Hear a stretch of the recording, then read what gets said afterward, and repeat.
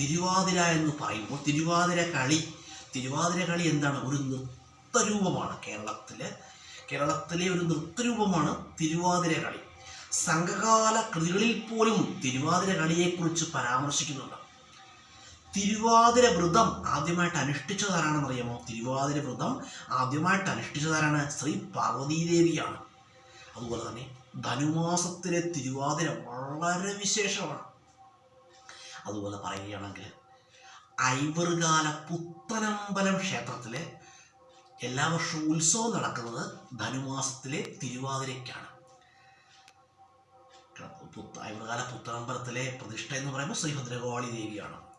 അതുപോലെ തന്നെ അതിന് പുറമെ ഗണപതി മറ്റു ഉപദേവതകളുടെ പ്രതിഷ്ഠകൾ വേറെയുണ്ട്. ഐവറുകാല പുത്തനമ്പലം സ്ഥിതി ചെയ്യുന്ന ജില്ല എന്ന് പറഞ്ഞാൽ കൊല്ലം ജില്ലയാണ്. എൻ്റെ അമ്മയുടെ ഒരു കുടുംബം ഐവറുകാല എന്ന സ്ഥലത്താണ് കേട്ടോ, അമ്മയുടെ കുടുംബം. അപ്പം ഞാൻ എല്ലാ വർഷവും തിരുവാതിരയ്ക്ക് ഐവറുകാല പുത്തനമ്പലത്തിൽ പോകാറുള്ളതായിരുന്നു കേട്ടോ. പക്ഷേ ഈ വർഷം എനിക്ക് പോകാൻ കഴിഞ്ഞില്ല. ഒന്ന് രണ്ട് അത്യാവശ്യങ്ങളൊക്കെ ഉള്ളതുകൊണ്ട് ഈ വർഷം പോകാൻ കഴിഞ്ഞില്ല.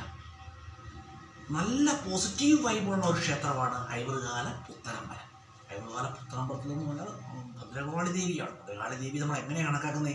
അമ്മയായിട്ടല്ലേ? അമ്മയാണ്. എനിക്ക് ഒരുപാട് പോസിറ്റീവ് അനുഭവങ്ങളൊക്കെ ഉണ്ടായിട്ട് ഒരുപാട് നന്മകളൊക്കെ ഉണ്ടായിട്ടുള്ളൊരു ക്ഷേത്രമാണ് ഐവറുകാല പുത്തനമ്പലം. ഞാൻ എൻ്റെ കുട്ടിക്കാലത്ത് ഏറ്റവും കൂടുതൽ പോയിക്കൊണ്ടിരിക്കുന്ന ക്ഷേത്രങ്ങളായിരുന്നു ഉടയാൻകാവ് മഹാദേവ ക്ഷേത്രം, ഐവറുകാല പുത്തനമ്പലം, കടമ്പനാട് ഭഗവതി ക്ഷേത്രം. ഇതൊക്കെ നല്ല പോസിറ്റീവ് വൈബുള്ള ക്ഷേത്രമാണ് ഐവറുകാല പുത്തനമ്പലം കേട്ടോ. അപ്പോൾ ഉത്സവം എല്ലാ വർഷവും ധനുമാസത്തിലെ തിരുവാതിരയ്ക്കാണ് ഇവിടെ ഉത്സവം സാധാരണ നടക്കുന്നത്.